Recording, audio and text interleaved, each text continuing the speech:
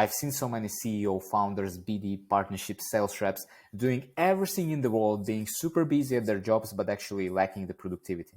And you know, when you're lacking productivity, when you spend a lot of time at work, but your results are like this or like this. This means that you are doing a lot of job, you're creating a lot of friction, but you're not doing things that are really important. And what are those things that are really important that are always going to generate pipeline for you?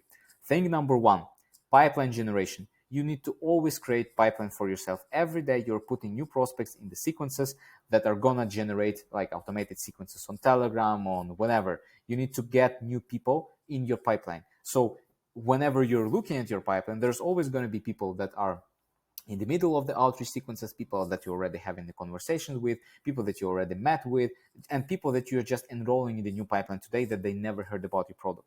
You never know when people gonna buy, at which stage of your product. Like, you can have some guesses, you can see some statistics, you can see some history, but maybe you just DMing somebody today, actually they are thinking about your solution and they're praying to God, saying, please God, send me somebody who's gonna be solving this problem for me. And you, instead of going and DMing these people, you're skipping the step. You're not adding these people to the pipeline. This is the biggest mistake. First productive thing, how do you know that you're productive in your workplace? You're always adding new people, new prospects to the pipeline. Second thing is the deal health.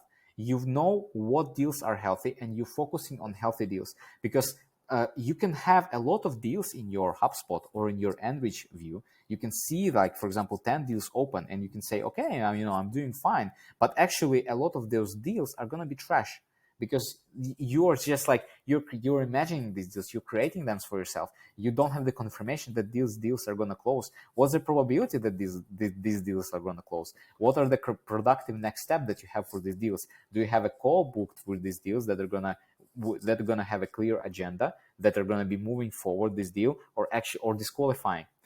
That's the biggest thing. You're pretending to be busy, but your deals are not good. How do you fix this? First one, you can create the deal scorecards. And I can make a separate video on that. Just, comment if you're interested in that one, how to understand which deals are good and which deals you should probably forget because they're trash. And you need to understand what the buyer needs from you. Like, every next step in your deal is about the buyer. So start thinking, like, instead of what do I need from this buyer to move this forward, because you always need them to buy, you need to sell to them. And this gives you a very bad sales motion. So moving deals forward is actually becoming hard. Think about what the buyer needs from me, from my solution, in order to make a better decision and choose us. That's the main thing. Think about the buyer, what you can give them, and this is going to give you a good idea of how you should follow up, how you should move the deal forward in the pipeline, and actually understanding on only focusing on the deals that are healthy and then dropping the deals that are trash. Because if you're focusing on trash, you will spend a lot of time, but the result is going to be zero. Third thing is self-improvement.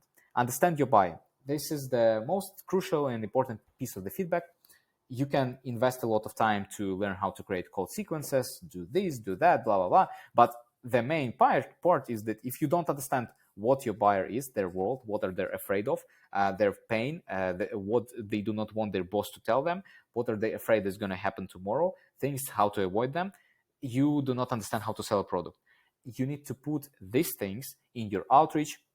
You need to frame your solution as the cure, as the ultimate cure for all these problems. So if you're speaking the language of the buyer and the buyer understands that their solution can actually help to solve the problem the way that they see them in their world, that's going to be a killer thing. That's how you're going to be productive. So recap, generate pipeline every day, focus on deals that are healthy, and get rid of the trash in your pipeline. And third thing, always improve on knowing your buyer, understanding your buyer, what they're afraid of, because doing that one will help you better play the time with these buyers and actually create more quality pipeline, more quality conversation, and you can ditch everything else. So if you're just going to be doing these 3 things in a day, I promise you're going to be successful. And if you don't believe me, just do this. Try this out. Do an experiment for yourself for 1 month.